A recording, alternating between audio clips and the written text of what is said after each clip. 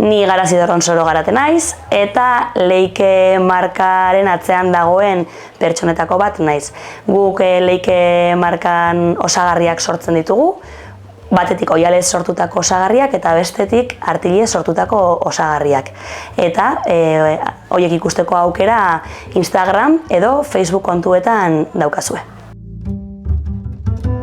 Azoka askotan jende asko ezagutu baldin badugu ere, nik uste dut gehien markatu nauen edo bereziena izan den tailerra Saran Atorramantarrak antolatutako gabardina tailerra izan zela.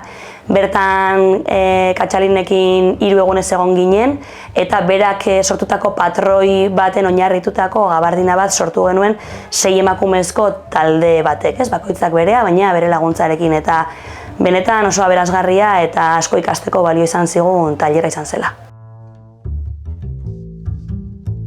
Min ematen badizu, ez egon hor, hon egiten badizu, gelditu hor da, niretzako joskintzak eta prozesu honek ere, naiz eta prozesu baten etapa ezberdinak ekarri dizkidan, orokorrean nire burua lasaitzeko, nire buruarekin hitz egiteko eta eroso egoteko momentuak eskaini dizkidalako.